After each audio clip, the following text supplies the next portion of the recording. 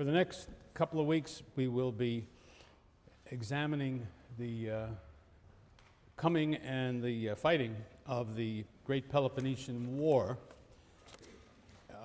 It's a subject that had tremendous importance for the Greeks themselves, and it has been one of the things that has occupied people interested in the ancient Greeks more than most things, partly because of its own extraordinary importance, but I think perhaps even more because of the fact that it was described for us by a participant, a contemporary, Thucydides, the son of Olorus, an Athenian, who by common consent throughout the millennia has been agreed upon as one of the great historians ever. He's sort of the second one that we know of in all of history, but also one who is much esteemed. I would argue that right now he's probably esteemed more than he has ever been throughout the history of the world, because he's had such a great influence on thinking in the West and then in the world as well, around the world as well.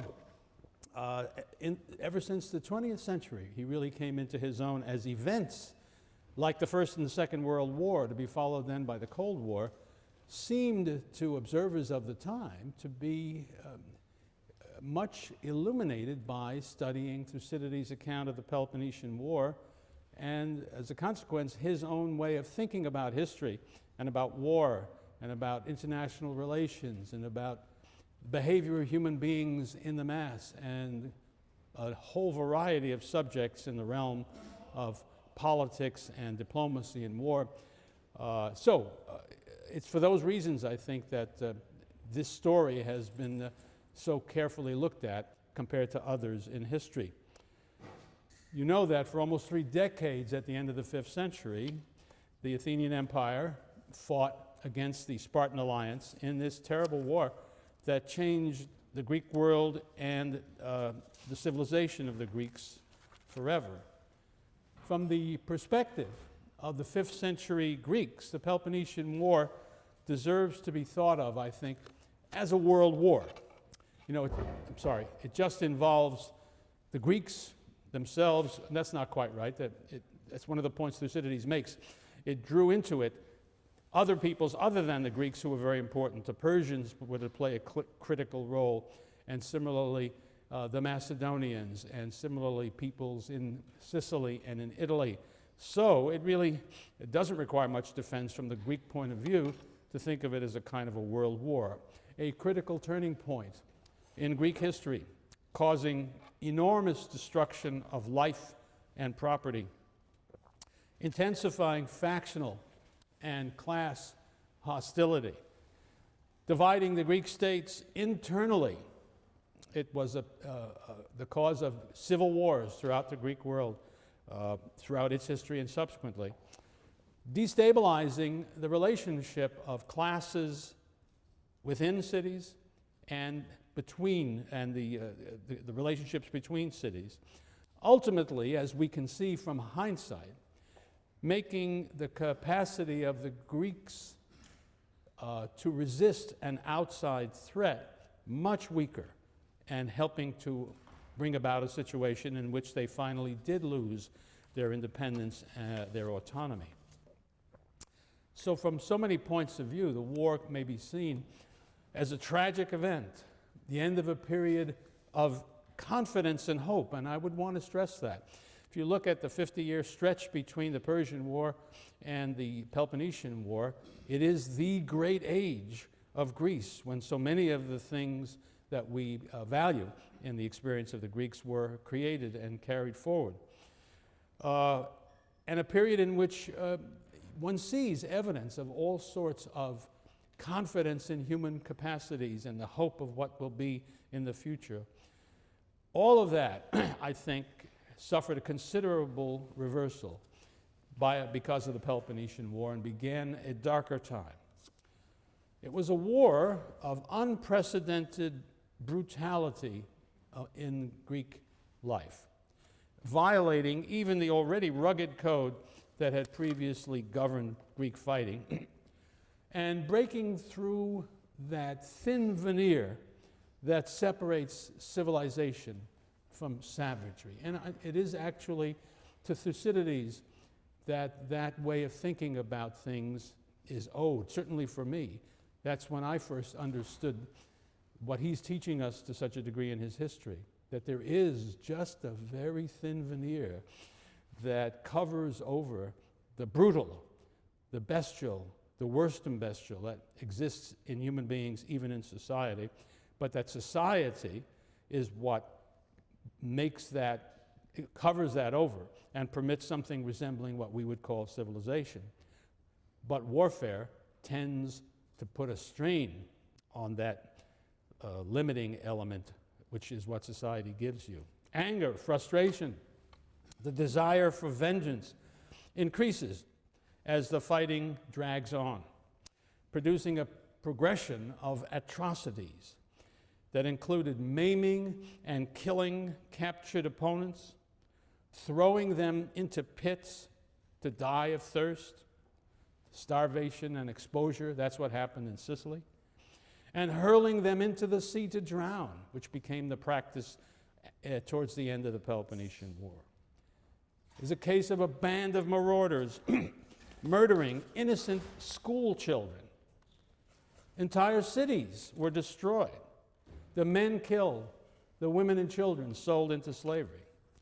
I don't say there were no atrocities before the Peloponnesian War, but nothing like the concentration of them that developed, and also, I suspect, a whole new range of them also came into being. One reason being that in the past, wars had been short. And one of the messages I think Thucydides wants to give us is that the longer a war persists, the more inevitable is the sinking below the civilized levels of warfare, if there is such a thing as a civilized level of warfare, to a much more horrible way of fighting. And as I said, although the war ended over 2,400 years ago, it continues to fascinate readers today. I was so astonished. I wrote a one-volume history of the Peloponnesian War. They sold 50,000 copies of the damn thing. I was truly amazed. So was my publisher. But I think I shouldn't have been amazed, because for maybe a century now, people have been studying Thucydides and the war, or when they have not been studying, they've been hearing about it. References have been made to it by distinguished people. General Marshall referred to it in a famous quotation when he was Secretary of State. And people keep talking about it, and so the curiosity, I think, rather than the familiarity, the curiosity about what is this all about may account for this. But it's also true that if you go to, the Thucydides and the Peloponnesian War are taught in all the military academies. They are taught in all, just about, I've never heard one that didn't, in all programs of international relations, anywhere. That's one of the first books, along with the Chinese sage of warfare, Sun Tzu. Both of those seem to be typically read everywhere, and so on. And I don't think that this is just an affectation, and look at us, we read classical stuff. I don't think that's what it's about. I think it is based on a conviction, and it's supported by arguments by scholars, not classicists, that there is some continuing meaning, some continuing value, something we can learn about all of these important topics by reading Thucydides. So I want to just comfort you for the burden I've laid on you in giving you that book and all of this stuff to read. You're not wasting your time. That's what I'm trying to tell you. I'd like to turn first to the question of the origins of the war, the causes of the war, the outbreak of the war, however you want to look at that phenomenon, because Thucydides is very interested in that subject and writes about it with a sophistication that, in my opinion, has not been superseded and rarely matched in the years since that point. Thucydides' whole first book, really, is about that subject. How and why did that war come about. And that's a subject I just think is immensely interesting and important, because we should face the fact that the history of civilized mankind is almost the history of warfare. There's nothing more typical of human societies than that they are organized to fight wars and do so. So, and I think by the 20th, 21st century, we ought to have come to the conclusion this is a bad thing. Wars, certainly now, whatever positive functions they might have had in the past, and they have been sometimes glorified for various reasons, the price of them is just far too high for us to think that's fine, let's keep doing that. So the problem, why do wars happen and how can they be avoided, strikes me as important a question as there is. And Thucydides, I think, gives us some food to chew on as we think about that. Well, he examined the situation in the first book and concluded with what he calls the truest cause, the truest explanation. Although, I'll quote him now, the truest explanation, although it has been the least often advanced, I believe to have been the growth of the Athenians to greatness, which brought fear to the Lacedaemonians and forced them to war. Scholars differ a bit on what that really means, but I side with what I think are the majority of the scholars on this point, which is to say, he is really saying that this war became inevitable at a certain point when the Athenian Empire, that's the greatness of Athens, reached such a point as to alarm the Spartans enough to do what they did, which was to start a war to check the growth of that Athenian power. Everything I've said is open to criticism and disagreement, and just naturally great big arguments about these things. But I'm giving you my view, which is not original or unique. Now, I think it's important to realize that Thucydides does not think that sort of an obvious explanation can be found by examining the circumstances that took place when the war broke out in 431 BC. And the proof of that is not merely that he speaks about the truest explanation, which means he's rejecting less true ones, which do focus on the events themselves, what we might call the precipitating causes of the war. He begins his account explaining how the war came back to the end of the Persian Wars. And the events that are important from his point of view are the forming of the Delian League, which emerges as the Athenian Empire. That's one critical thing he goes back to. And the other critical thing he goes back to is the distrust that emerged swiftly between Athens and Sparta, which turned into a major division in the Greek world and produced ultimately the suspicion. Obviously is something that makes it easier to bring about fear. And so we get to that second element that Thucydides talks about, the fear that the growth of Athenian power engendered in the Spartans. And what is so splendid, in my eyes, about Thucydides' understanding of why these things happen and why it's so superior to what is typically taught in the graduate schools that study international relations, is he's talking about human emotions. He's talking about feelings. He's not talking about structures that you need to be a professor in order to understand. I think that that's one of the powerful things. Thucydides is interested in structures. The first one ever looks at it, thinks it's a very important thing. But when he comes down to explaining why nations go to war, he looks at the feelings that the people involved have. Well, we've talked already about some of the events that he describes, taking them mainly from him. I'm talking about the beginning of the Delian League, the conversion into an Athenian empire, the suspicion that aroused among the Spartans, but the fact that they worked things out until the Thasian rebellion, where we see the Athenians acting more aggressively with less justification than they ever have before. But what I didn't tell you, because I wanted to save it for this context, is that Thucydides mentions the fact that when the Thasians launched their rebellion against Athens in 465, they went first to the Spartans and asked them, if we rebel against the Athenians, will you invade Attica? And the ephors, the officials that conduct foreign policy in the first instance in Sparta, said they would. Well, they didn't, because before they could do so, the great earthquake occurred, which prevented them doing any such thing.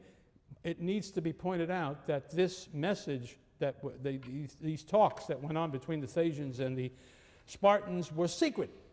And we have to believe that at this time, the Athenians did not know about these conversations. Because if they had, there is no way they could have been persuaded to send help, 4,000 hoplites, into the Peloponnesus to help the Spartans against the Helots. So I think we need to accept Thucydides' assessment of that situation. Well, we know what happened. The Athenians were sent away because of the suspicion that the Spartans felt for them and their way of government. And this produced a tremendous anger in the Athenians. And it also led to a revolution internally in which the Chaemonian regime was replaced by one led by more radical Democrats like Ephialtes and Pericles. And also a diplomatic revolution in which the Athenians withdrew from the Greek League under Spartan leadership, and in which they made alliances, first with Argos, the great enemy of Sparta, and then with the Thessalians, whom they hoped would supply them with useful cavalry in case of a future war. So those are all, that's a terrific takeoff point for the first quarrel of seriousness between the two sides, which modern historians call the First Peloponnesian War. One other thing that happened at the conclusion of this previous period, that is to say, with the end of that, with the withdrawal of the Athenians from the scene, the Spartans finally took care of the Helots. They never were able really to defeat them and get them down from their fort up on Mount Ithome. But they finally made a deal with the people up there saying, we will allow you to come down in safety and go away someplace so long as you leave the Peloponnesus. They undoubtedly expected that the Helots would then be scattered, one here, one there, one other place. Where else would they go? That's what would have happened had it not been that the Athenians, who had lately acquired, we know not how, control of a town on the north shore of the Corinthian Gulf called Naupactus. It has a very good harbor, and it is so located as to be wonderful as a naval base for somebody who wished to be able to control access to the Corinthian Gulf. The Athenians took it and then turned it over to the Helots who had fled the Peloponnesus. That was not what the Spartans had in mind, although there was nothing in the deal that prevented this from being done. But it means the Athenians had done another bit of harm to the Spartans, putting their bitter enemies in a position to cause trouble to them and to their allies on the Corinthian Gulf. So all of that suggests that on the next day, so to speak, after all of these changes had taken place, the world was very different, and the prospects, I would have thought, for peace between Sparta and her allies, and Athens and her allies, had been badly reduced. There's no longer an association between the two. The Athenians have allied themselves with Spartan enemies. The Athenians have taken the Helots and put them in this terrific place.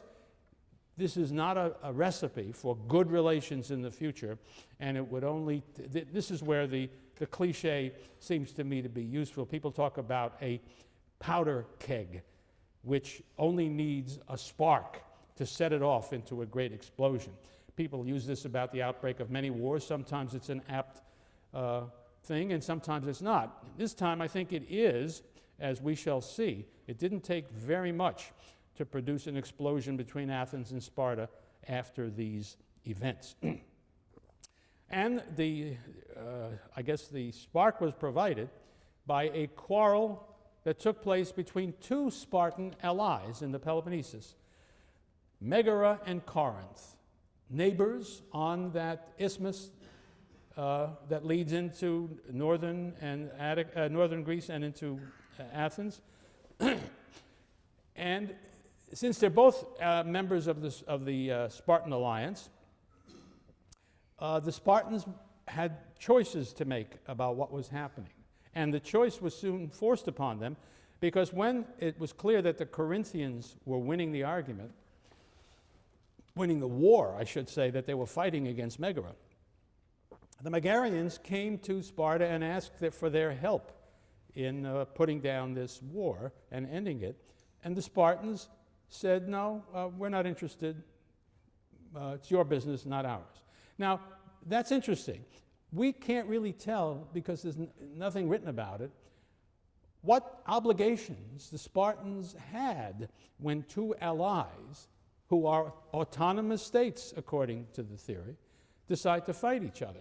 It looks to me, because nobody complained about it in terms of constitutional irregularity, that the Spartans had every right to ignore what was going on. We must assume, I suppose, that in the centuries or century or so before, the Spartans must have ignored other quarrels between allies and allowed them to fight it out or settle it any way they want. The Spartans don't give a damn who wins as between Corinth and Megara, and why should they get involved? And I think that hands-off attitude must have been encouraged by the fact that they had just probably was still recovering from the earthquake and the Helot rebellion that came after it. They really didn't need more trouble, and so they let the thing go. Now, the reason the Spartans could take such a cavalier attitude in the past was that they were the only great power in the Greek world.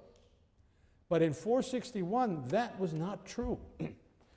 The losers, Megara, had a choice. They could and did go to Athens and say, won't you help us against Corinth? If you do, we will leave the Peloponnesian League and join the Athenian side. Now that is brought about, as I say, by the new circumstances. This is one of those places where those of us who remember the Cold War are immediately struck by similarities. There were troubles all over the world, so long as it was known that NATO was on one side and the Soviet Union and Warsaw Pact was on the other. All kinds of places that neither had any interests in would call on, when they were in a war or some kind of a fight in their own places, Africa, for instance, they would go to one side or the other and say, help us, or we will seek help from your enemy. And that confronted each side with a hard problem. I don't give a damn what happens in country X, you might say, but I don't want the Russians there, and vice versa. This is the kind of problem that one sees in this situation. So the Athenians were confronted by an extremely tough decision. I want to try to communicate to you my sense of how difficult the calls are in this situation. Now, one natural reaction would be this, it seems to me. Why in the world should we accept this defection from the Peloponnesian League? Because it's bound to anger the Spartans and very likely bring us a war with the Peloponnesians, which is a very hard thing to face. What do we care about the quarrel between Megara and Corinth? The opposite assumptions would be, no, we don't care about who wins between Corinth and Megara, but we do care about having Megara on our side, because if we control Megara, if the Megarians are on our side, Megara is situated on the side of the isthmus right next to Athens. And more than that, there's a mountain range that runs through Megara that makes it very difficult for somebody to make his way through that territory if they are opposed by military force. In short, with the help of the Megarians, the Athenians could cut off access to Athens and probably, for the most part, to central Greece, to the Spartans. Let me put it more sharply. The Athenians could feel invulnerable to a Spartan attack if they could control Megara. Now, they would have to know that if they took this offer, it might bring a war with Sparta. But there would have been plenty of Athenians who would have thought that is going to happen anyway. The only question before us is, do we want to have a war with Sparta on these wonderfully positive conditions, or do we want to fight it in the old way, in which we have no way to stop the Spartans from marching into our territory and destroying our fields, and in fact, defeating us, because the Athenians as yet had not built walls connecting Athens with the port of Piraeus, so that the Spartans could cut the Athenians off from their port just by invading their territory. And as we know, the Athenians do not produce enough food to feed themselves. So these would be the thoughts that were going through the minds of the Athenians. And notice the critical element in your decision, it seems to me, is your prediction about what is likely in the future. If you think there really is not a danger of a war with Sparta, why bring it on? But if you think there is a real danger of a war with Sparta, why leave yourself vulnerable to the Spartans? Whichever call you make, there are dangers and uncertainties at the other end, in which I simply say, welcome to the real world. It's almost always that way. And it's a beautiful lesson in how real those hard decisions are. Well, the Athenian decision was to take Megara into the Athenian alliance and to take the dangers that went with that. And to make their task easier, they built long walls connecting the city of Megara with the port of Nisaea on the Gulf, the Saronic Gulf, which is where Athens is located as well, and also to gain control of the town of Pegae, which is on the, I guess I'd say, the northern side of the isthmus, and to fortify and put forces between there. In other words, to build a barrier to Spartan capacity to move into Attica. That was the great gain that they made of it. One of the great prices they paid, Thucydides says this in his own voice, this, he says, was the beginning of Corinthian hatred for Athens. It is a fact, if you look at Corinthian and Athenian relations in the past, we don't know a lot about them, but what we know suggests that they were not unfriendly. They did okay, no problems really between them, but from now on, you're going to have tremendous trouble with Corinth. And this, as you know from reading your Thucydides and your textbook, Corinth will play a critical role in 431 in bringing on the Peloponnesian War that is the Great War. So that was one of the prices the Athenians paid for this decision. Now, if you apply Thucydides' judgment to the Great Peloponnesian War, and you to forget that, apply it to this situation, it seems to me to ring very, very true. He said, you remember, that the growing power of the Athenians caused fear among the Spartans and led them and forced them to war. Well, there's no question that the Athenian power has grown. These alliances that they have just made and this new geopolitical advantage they have gained through their alliance with Megara suddenly make Athens much more formidable. And there's no question that the Spartans become fearful about that, and ultimately, as we shall see, fearful enough to join in a war against the Athenians. So I agree with Thucydides if you're talking about the First Peloponnesian War, but that's not what he's talking about. When we get the one great question that I would like to confront when we get to the big war is, does it work? Does his evaluation of work for the big war? I should warn you at once that most scholars throughout the years have accepted Thucydides' explanation and interpretation of the great Peloponnesian War, and I don't. So be careful. He was there.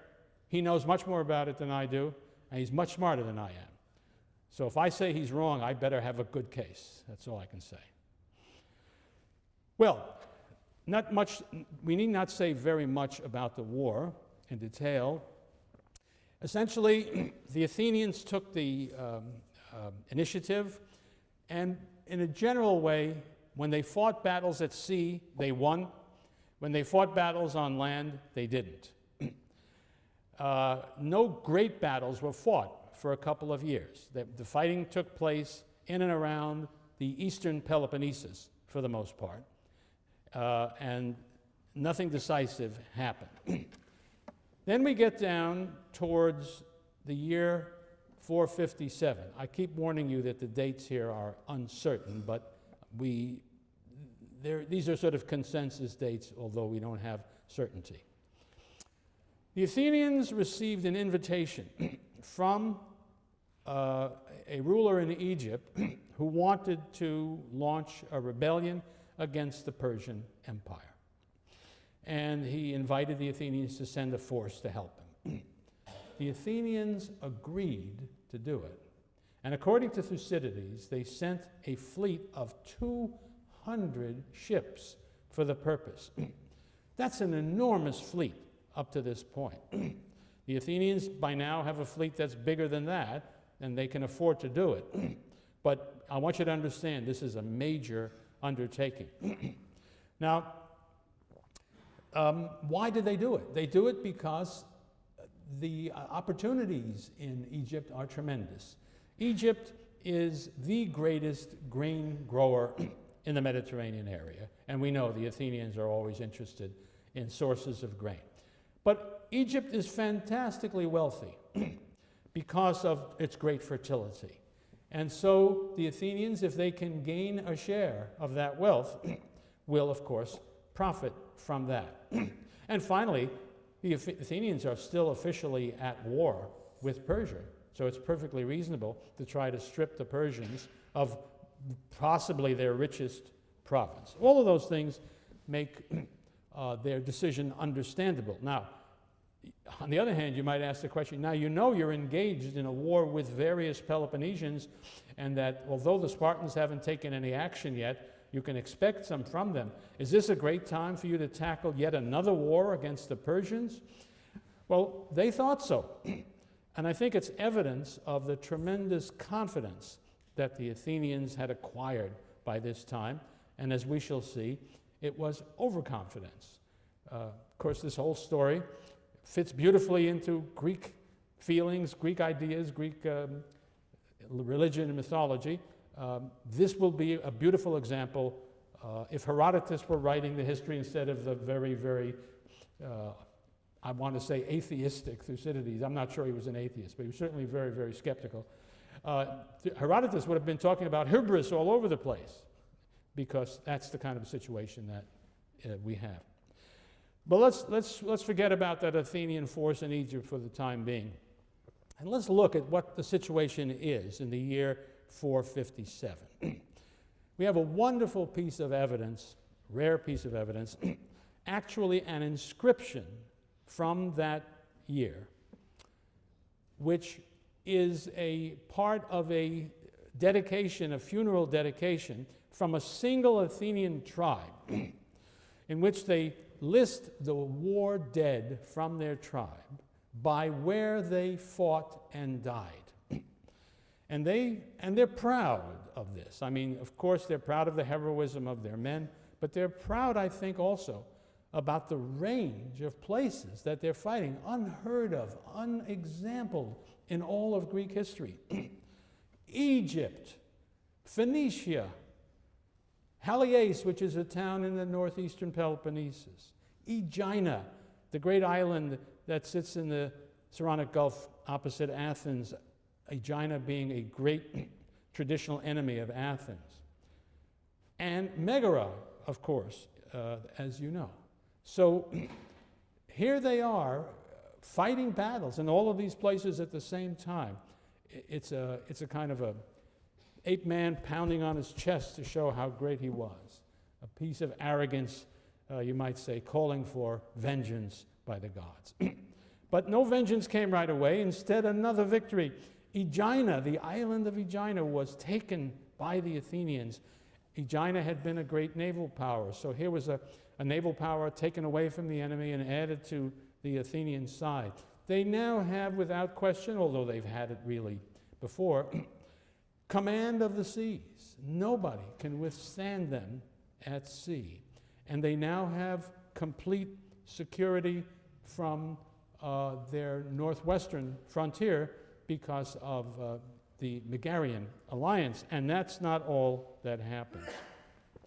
Finally, moved, I would guess, in part by seeing all of this happening and worrying desperately about the growing power of Athens, Sparta took action.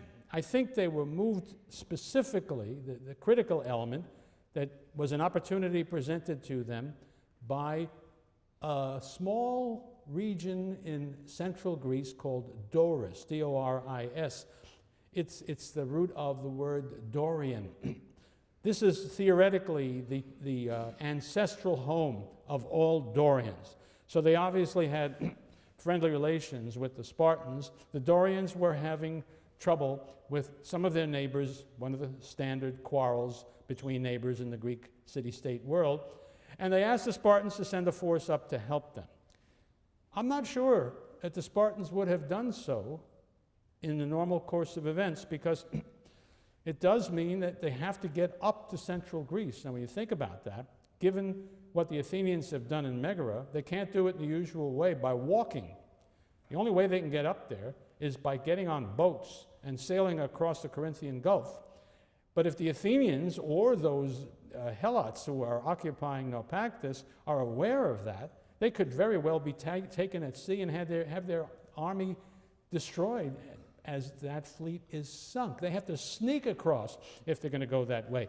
I want you to understand how unlikely is that undertaking in a normal situation. But what I think makes it not so normal is something that Diodorus of Sicily tells us that Thucydides doesn't mention, which is, at that moment, the Thebans, the leading city of Boeotia, which had ambitions of its own, always wanting to gain complete control of Boeotia and always having some Boeotian cities hold out against them, they saw the opportunity to get the Spartans to help them out. And so they told the Spartans that if they would come and assist them in gaining control of Boeotia, the Boeotians would join them in an attack on Athens. And so I think it was that made it possible for the Spartans to agree and to act. They do so. They take an army much more than they need to deal with the Dorian problem. They slap that down right away, and then what do you know? They come marching down to the Athenian frontier with Boeotia, to a town or place near a town called Tanagra. The Spartans, of course, were able to sneak across the Gulf of Corinth. You may ask, why were the Athenians and the Helots so sleepy? It never occurred to them, is what I say, that the Spartans would ever do a thing like that. And so there they were. A battle is then fought. I mean, we're talking about large forces now. The Spartans send 11,000 men. That's a very big, they don't have 11,000 men, I mean, of their own. Spartans and their Peloponnesian allies go up there. And now they are put together with Boeotian forces. Boeotians are very good fighters. The Athenians send their army out to the frontier to meet them. It's the greater part of the Athenian army. This is a very big battle by Greek standards. And the result is almost a standoff. The Spartans technically win. And that means that they were able to command the field after the fighting was over. put up a trophy, collect their own dead. The Athenians, of course, were required to come and ask them for permission to collect their dead. So there wasn't any question, if you follow the rules of hoplite warfare at the time, who won. The Spartans won. But if we think of it from the standpoint of warfare, and you ask about what were the strategic consequences of the battle, that's how today we would say who won that battle. It was a standoff, and I guess you could say the Athenians won, because the purpose of the Spartans was to defeat the Athenians and to compel them to abandon all the things that they were doing and had done.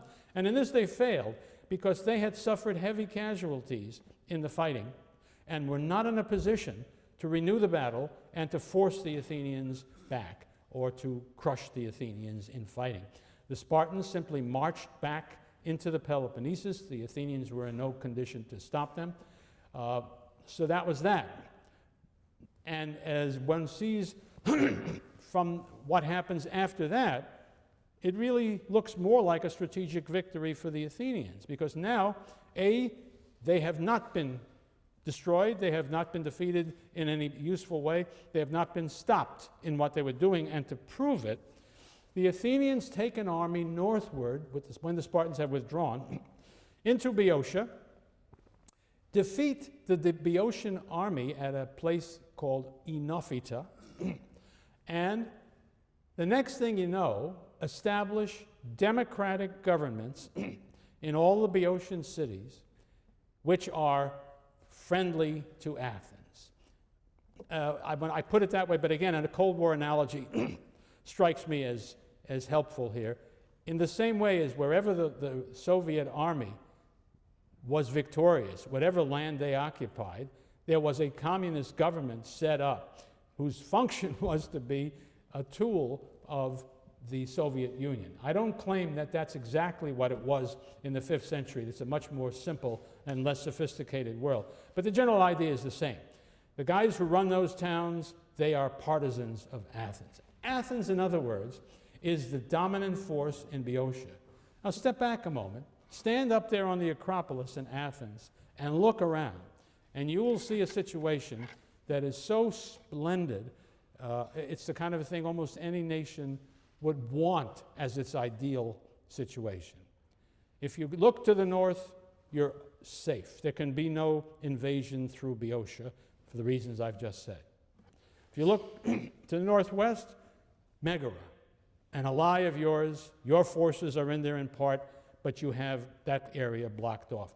There is no way, and of course now that you know that the Spartans can take boats across the Corinthian Gulf, you'll see to it that that never happens again. The Spartans and their allies are bottled up in the Peloponnesus. The sea is controlled completely by you. I have also neglected to mention that the Athenians have just now concluded the building of long walls connecting Athens with Piraeus. So even if somehow, hard to imagine as it is, the Spartans got into Attica, the Athenians need not fight them and need not give way to them, because nobody knows how to take walled cities very well anymore, and the Spartans never learned how to do it. So if you look at it from that point of view, until somebody invents an airplane, Athens is absolutely invulnerable. And they still have a 2,400 year leeway, 2,000 years before anybody invents an airplane. So this is an amazing moment where you could readily think, we are invulnerable, we are safe, we can do what we like with impunity. I think this is a very important moment in Athenian and in Greek history. I think there were Athenians who never got over remembering that's what we achieved, that's what we can achieve, that's what we must aim for in all future circumstances. And when we get into the Peloponnesian War, and there come moments when it seems possible that the Athenians can make a negotiated peace with the Spartans that's okay in the war, and they turn it down, I think people, Thucydides and others, suggest that they're just out of their minds. Maybe they are, but they have something they can focus on, a memory of how it once was and how it might be again. Well, the gods are not going to put up with this. You and I know that. The Athenians suffer a terrible reverse that begins to undermine their situation. In Egypt, there is a terrible disaster. They lose. The Persians defeat them. There's a great argument about how many ships they lose, but whatever it is, they lose a lot. They lose a strategically significant number. The disaster is so great as to cause a whole rash of rebellions in the Delian League or the Athenian Empire, whatever you want to call it. And the Athenians will be occupied with trying to put down these rebellions for some time. The situation, by the way, the probable date of this defeat is probably around 455, because it's in the following year, and this date is a good date, 454-3, that the Athenians decide to move the treasury of the League from Delos to Athens, up on the Acropolis in the back room of the Parthenon, which they will be building very shortly. And another important point about that is, up to now, all money put into the League treasury was being used for supporting the Navy, and ostensibly for League purposes, usually for League purposes. But as we know, the Athenians could also use it for their own purposes, as they did at Thasos. But still, only for ships and men. Now, the Athenians institute a new policy. And I think, whatever you think about anything before this, when the Athenians do what I'm about to describe, they surely have made this an empire, no longer anything like a voluntary confederacy, because they take 1/60th of what is put into the treasury every year as a donation to Athena, which is another way of saying to Athens. They are now collecting a profit, a tax, from the League members, which they, as we shall see, there will be an argument about how this money is to be used. They will argue, it's our money, we can use it any way we want to. So that's two things going in two different directions. On the one hand, all the trouble that they have in the League. It leads them, however, to change the character of the League in a very significant way. Well, things are so difficult, the problem of fighting the Spartans now is so serious, that the Athenians recall Cimon because they would like to make peace with the Spartans, and they know Cimon is just the man to do it, as no one else can. And so he comes back.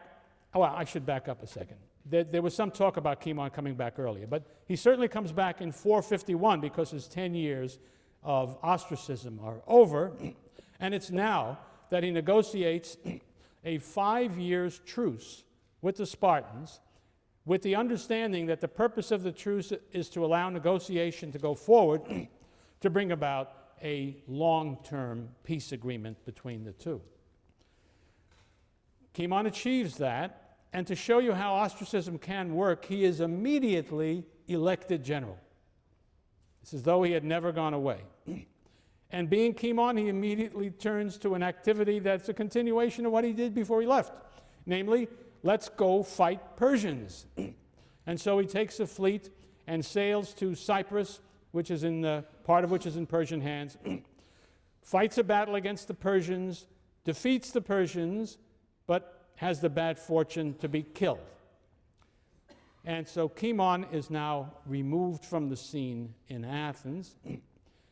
I think this is a significant thing because it means that the only individual politician who had the kind of support, the kind of charisma, the kind of backing that could challenge the new important leader in Athens, Pericles, is gone. And this helps explain why Pericles, still at a relatively young age, is able to become a person of unprecedented influence and power in the Athenian state. It's not that he takes to himself new constitutional powers or gets military guards or anything. Nothing changes except that he can count on persuading the assembly to do what he wants almost all the time. And there's nobody out there for the moment who looks like he can challenge him. We shall see that shortly that he will meet an important challenge, but we'll come back to that later on. But let's go on with the story of the war. In 449, 2 years after the truce was negotiated, we find Sparta attacking the city of Phocis, the polis of Phocis, again, up in central Greece. They must have, again, we don't know how it was that they found their way up there, but they did find their way up there. And they took back control of the Delphic oracle from the neighboring Phocians, who had, over the years, they had frequently tried to gain control of the Delphic oracle from the priests. And it was on behalf of those priests that the Spartans fought. They defeated the Phocians and went home. 2 years later, in 447, the Athenians send an army up there. The Athenians are allied to Phocis, and they once again take back the Delphic oracle and give it over to the Phocians. These are signals that the truce is not really working, that the two sides are not finding a way to live together peacefully for the future. And sure enough, in the year 446, a series of events occurs that upsets the peace and the balance that the Greek world had found for temporarily. First of all, there is an oligarchic rebellion throughout the cities of Boeotia. And of course, they drive out the pro-Athenian democratic regimes, and suddenly Boeotia is a hostile place, no longer a friendly place, one from which the Athenians can expect trouble. There's a big argument in Athens as to what should we do. Pericles says, let's not do anything. We really can't afford to engage in ground campaigns against serious opponents. We tried it, but we can't keep Boeotia. We'll just have to let the Boeotians go. Against him was a general, an Athenian general. Sometimes I'm astonished by the names that crop up in Athenian history. You wouldn't dare do it. You wouldn't invent names like this if you were writing a novel because people would laugh. This guy's name is Tolmides. It comes from the Greek verb tolmao, which means to be bold, to be daring. That's what he is, bold and daring. He marches an army into Boeotia to get the place back for the Athenians. In other words, he defeated Pericles on this issue because he couldn't do that without getting the assembly's approval. But the Athenians must have been mad too and said, well, let's go beat those Boeotians up and force them back into our control. Tolmides runs into a terrific defeat, suffers extremely heavy casualties by anybody's standards, and Boeotia is lost for good. The battle, by the way, in which Tolmides is killed is the Battle of Coronea, Coronea. Athens is now driven from central Greece, and that glorious picture I painted for you has been marred by a hostile force on the northern enemy. But that isn't all that's happened. Seeing that the Athenians were troubled, were weak, were vulnerable, and can be beaten, suddenly all of the unhappy folks that were around took advantage of the opportunity. On the island of Euboea, to the east of Attica, there is a rebellion. This is really deadly, even from Pericles' point of view. He cannot permit rebellions in the empire, on islands. It threatens the control of the sea. It's not just that he can't have Euboea be independent. You cannot let rebels in your empire succeed because it encourages other rebellions. And they've just been through that. They've had to fight their way through a whole rash of rebellions after the defeat in Egypt. So Pericles personally takes an army and sends it, and takes it, I should say, to Euboea.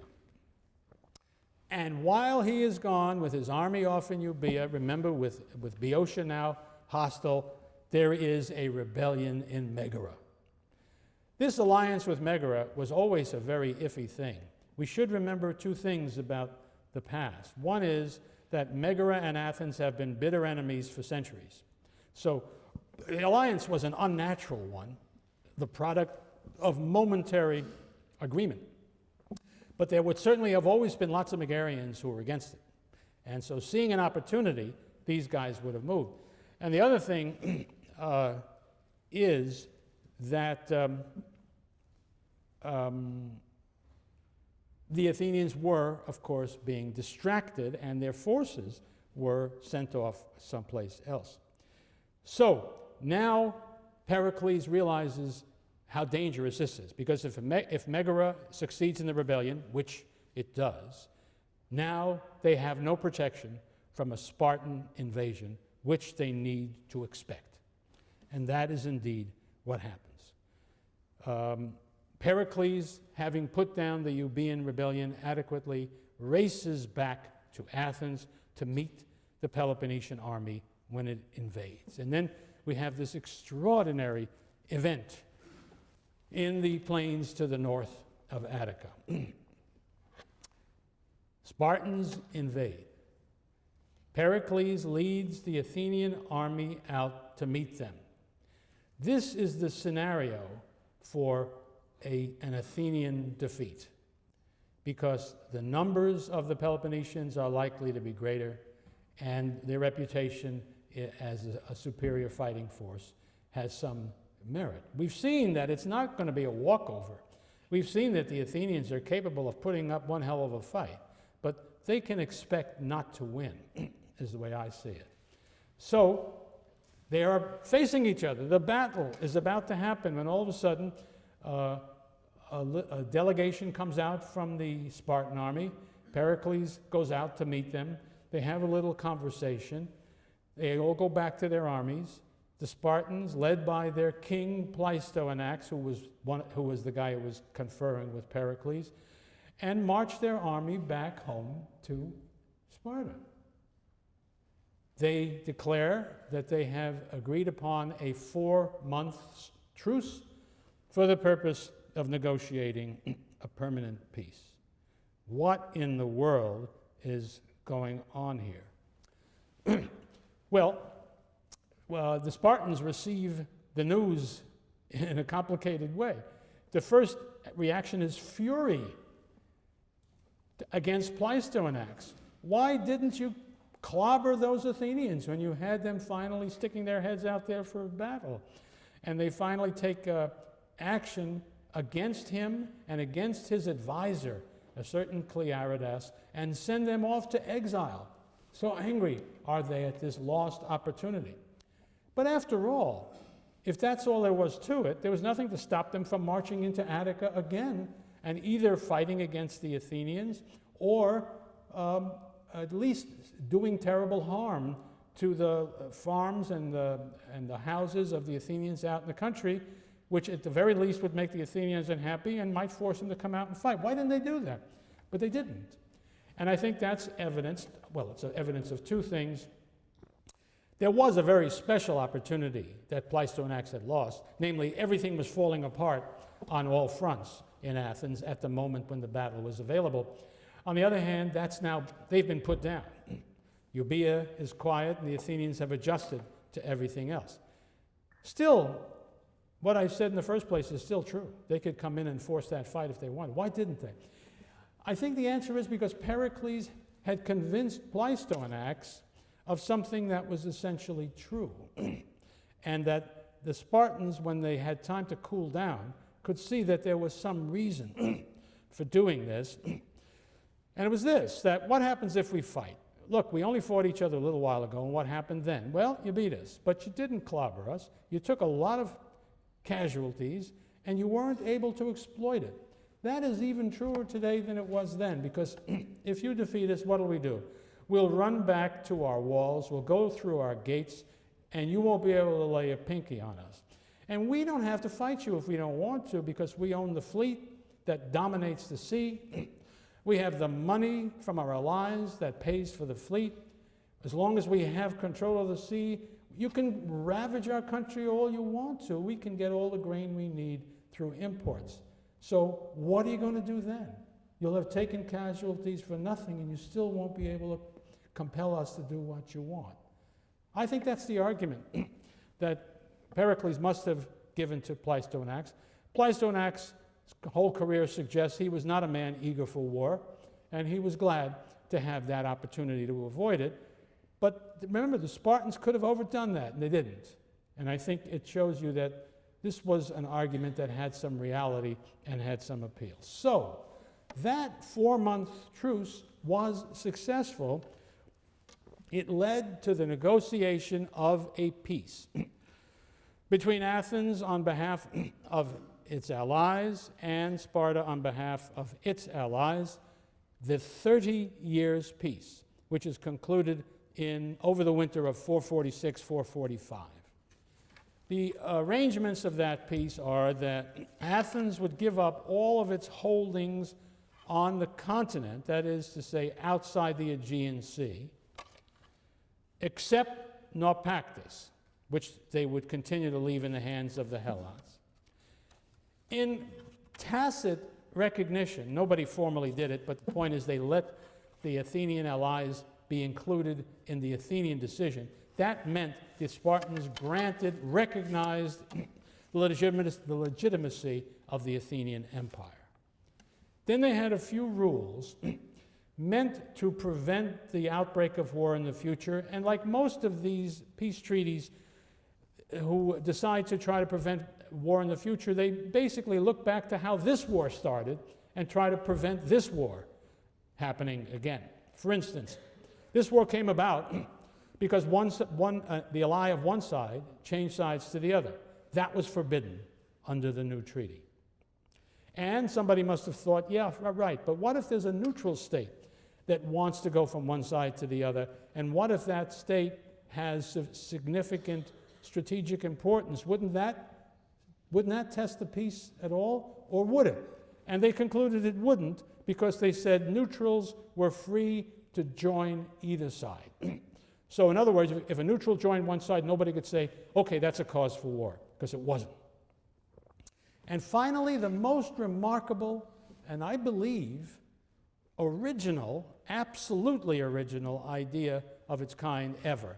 I don't believe there's ever a time in history that we have a record of such a thing being present. I'm talking about a clause in the treaty which provided that if in the future there were any disagreements between the two signatories, any complaints that they had against one another, these must be submitted to an arbitrator for decision.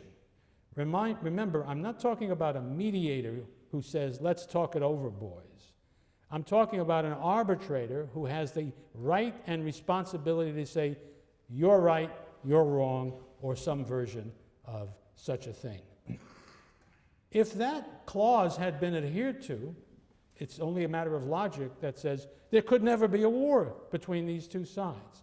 It's an amazing idea, and I'm going to claim with no proof, I'll be doing this again and again for a while, I think this is Pericles' idea. Because, I mean, everything that I'm going to point to that's so unusual and unheard of before, Pericles is involved with it, and I think he just had that kind of mind. Very inventive, ready to find new ways to meet old problems. I think this was his notion, and I'm convinced it was his determination that this would be the case, that in the future there would not be a settlement of differences by the threat of war, but by arbitration, that helps explain the very determined position he will take in 431. This is very important. I don't know how much the Spartans felt that way or knew about what was going to happen. Obviously they didn't, but they bought it. That's the treaty. The two sides swear to it, and for 30 years they must adhere to these provisions. That is the 30 Years' Peace, and I think we need to evaluate it to get at this argument I'm engaged in with Thucydides that you're listening in on. That is, there are pieces and there are pieces. They're not all the same. I, for my own purposes, have come up with, I think, 3 categories of peace, and want to suggest which one this belongs in. There is such a thing as people have spoken of the First World War, the Peace of Versailles was often referred to by its critics as a Punic peace. They're talking about the peace, they think they're talking about the peace that concluded the Second Punic War with Hannibal. But no, they're talking about the Third Punic War, in which the peace was the city of Carthage was destroyed. The Carthaginians were driven away, those who were not killed. The fields were plowed up and salt put in the furrows, so they thought nobody could grow anything there again. That's a Punic peace. And there's something to be said for a Punic peace. You'll never have a war again with that country because it doesn't exist anymore. That's one extreme. At the other extreme is where, I suppose, the winning side can impose a harsh peace, but chooses to impose a gentle peace in the hope that in the future they will have friendly relations with the other side. And so they trust the other side, even though it's not destroyed, to be good. And if there are such examples of such things, they're usually a case where the defeated side has been so weakened that it's highly unlikely in the future that they will be a problem. Another, then there's the kind of let me back up a step. Then there's the kind of a peace that people say was represented by the Peace of Westphalia in 1648 that ended the 30 Years' War in Europe, in which arrangements are made. Nobody has actually been defeated. There is no clear-cut winner. There are no just plain losers. Everybody has fought so long, and the cost has been so great that they decided we can't hold out for victory. We've got to cut the best deal we can. And such a peace it depends, it may work, it may not. It depends upon circumstances in the future that are very hard to predict. And then we come to what I think is probably the worst kind of peace. One example of it is the peace that the Prussians imposed upon the French in 1870 after the Franco-Prussian War, in which the big issue was they took Alsace-Lorraine from the French and annexed it to Germany. But at the same time, they did not so harm France that France could never again be a menace. But they could be sure that for the foreseeable future, and who knows, maybe forever, the French would be angry and dissatisfied and determined to recover Alsace-Lorraine, even if it meant war. And that was true to a degree, although that we need to be aware that the best evidence we have is that by 1914, the French actually had pretty well given up on Alsace-Lorraine, although people kept talking as though that's why the French went to war. Well, it wasn't true. But also, of course, there were Frenchmen who did believe that way, but on balance, it probably wasn't so. I suppose the best example of that unsatisfactory peace, though, is the peace that ended the First World War, the Peace of Versailles, where the Germans were treated very harshly in their own opinion, although much harsher solutions were available that were rejected. But also, they lost a lot of territory and had a lot of restrictions put upon them. But also, there was no permanent harm that guaranteed that Germany would not be able, when it recovered from the war, to reverse that decision. That is the same kind of thing. Terrible situation in which the defeated power is totally dissatisfied with the peace and is in a condition down the road to be strong enough to break it. Now, where does the 30 years peace fit in here? Closest analogy, in my opinion, is Westphalia. I think that the two sides had both found this a very unpleasant, uncomfortable war, producing dangers and risks that neither had ever anticipated, and that the forces who were in control at the time that the peace was made felt it just wasn't worth having a fight to the finish for the gains that could be made. And so this is the key thing. If that is true, then peace was possible. Then the Peloponnesian War that follows is not inevitable. Scholars argue still, did Thucydides say it was inevitable? I think he did. Most scholars do. Some people think not. But whatever he may have said, that is certainly a view many a scholar has taken. So I'm saying no. And the reason I'm saying that is, first of all, because of the facts I've just laid out before you. But I think also, this is important, so much depends not only on objective conditions, but on intention. This is one place where historians differ typically from political scientists. Political scientists like to have everything, what's the word I want, not having to do with human intention in any case. They have to be automatic. They like to be systemic. That's what they like. Nations are billiard balls. You can't look inside them. They're not made up of people. They're not even made up of factions or parties. The state does what it has to do because of the place on the pool table where it is located. Historians like to ask, what were these guys interested in? What did they want? What were they afraid of? Who were they mad at? That's the way proper historians. It's true that proper historians are harder and harder to find. Too many sort of political scientists hidden among the historians. But a key question to whether this peace will last, has to do with, in my opinion, with these human questions. How do the players really feel about it? Do they see it as this is the way it's going to be, we want it to be peaceful, or are they just accepting it because they can't avoid it? Well, I think the evidence suggests that the people who made the treaty certainly were persuaded that peace was better than war, and they would like to bind their hands to some degree to make it harder for a war to come out. Pericles, I think, will prove that by the time we get a chance to examine his behavior in 431. But I think it was the peace party, and there are parties in Sparta, as I've told you before, that group of people who typically was conservative and reluctant to risk what they had already for what they might gain in future warfare.